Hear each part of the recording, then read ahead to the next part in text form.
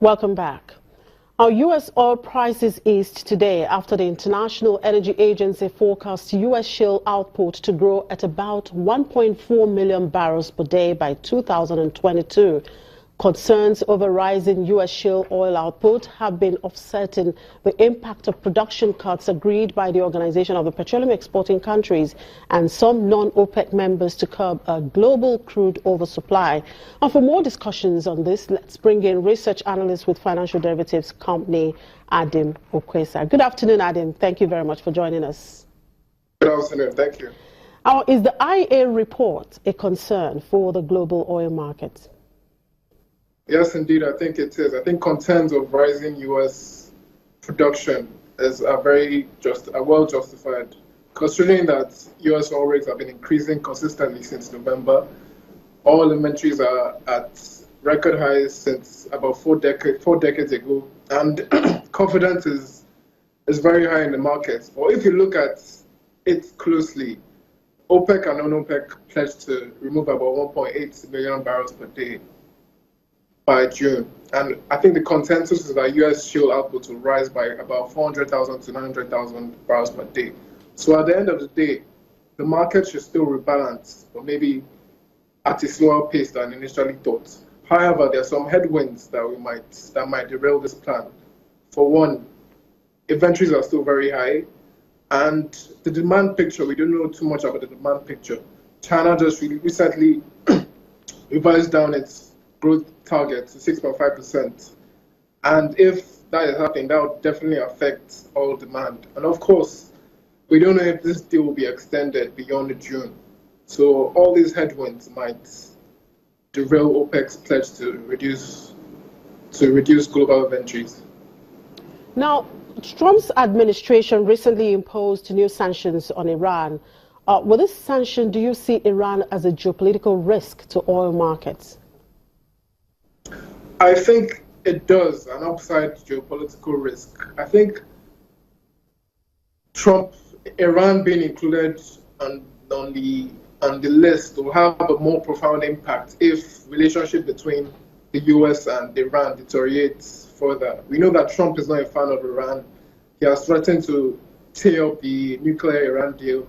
And I think that if Iran should do anything to aggravate the Trump administration, I think the likelihood of the U.S. imposing sanctions on Iran will be very high, and that will be an upside risk for oil. So that will be very good for oil markets if that happens.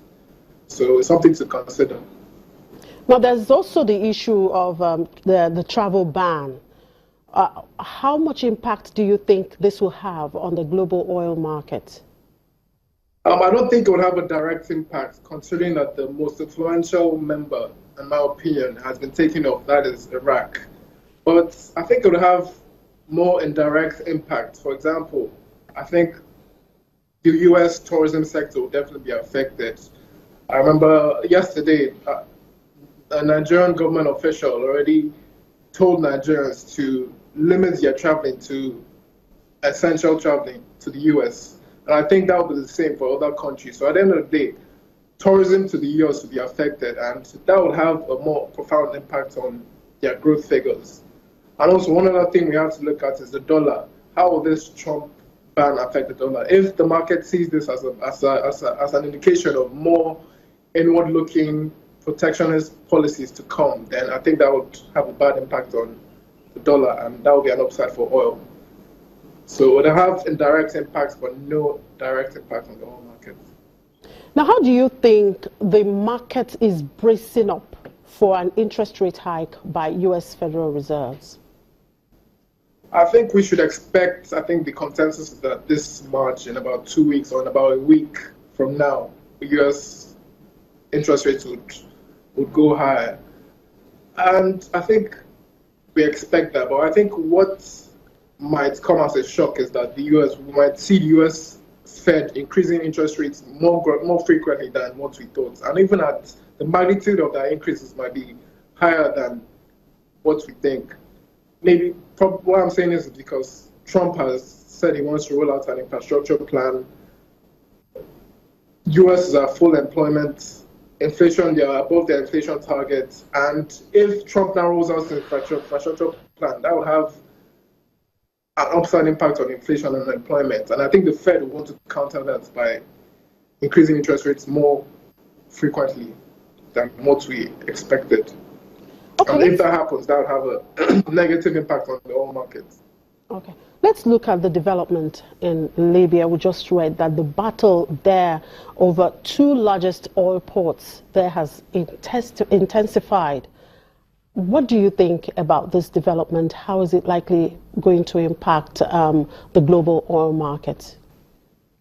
Well, so far it's had no impact, probably because of these concerns about U.S. shale production. But I think this was expected. The U.S. is Libya is a very volatile region. There's still infighting between various political factions about who will control this oil field or that oil field. So far, it has not had any impact. But if this continues, I see it being an upside for the oil market. All right. Thank you very much for your time, Adim. Adim Okwesa, research analyst with Financial Derivatives Company here in Lagos. Now, the operator of Ghana's Soul Oil Refinery says the plant capacity of a proposed second plant could be doubled as the West African nation targets exports to neighboring countries. Tema Oil Refinery will complete studies next year to build a 200,000 barrel a day plant in the port city, 30 kilometers east of the capital, Accra. Output of the existing 45,000 barrel a day plant has been slashed by an explosion at its crude distillation unit in January. Former President John Mahama said in May that a new plant would be designed with a capacity of 100,000 barrels a day. Ghana's output of crude, which started in 2010, is forecast to reach more than 240,000 barrels a day by 2021 as operators such as Tullow Oil PLC increase output. Angola's Sonangol is in talks with oil majors about deploying 2 new oil rigs it commissioned from South Korea's Daewoo Shipbuilding and Marine Engineering in 2013. Sonangol says it was in talks with ExxonMobil, Chevron, BP, Eni and Total about leasing the rigs to help boost exploration and production off the coast of the southwest African nation. Now, the 2 rigs, the first to be owned by Sonangol, will enter service soon. Angola is an OPEC member and competes with Nigeria as Africa's biggest oil producer. And finally, Ethiopia's year-on-year inflation rose to 7.0% in February from 6.1% in January. Food inflation increased to 7.8% from 5.0% in the previous month, while non-food inflation dropped to 5.2% from 7.4% in January. Like other countries in the region, Ethiopia is suffering from a drought that has depressed food production, leaving 5.6 million of people in need of food aid, according to the United Nations. And that's it on the program. Thank you very much for being part of it. I'm Chimeze Obiwago.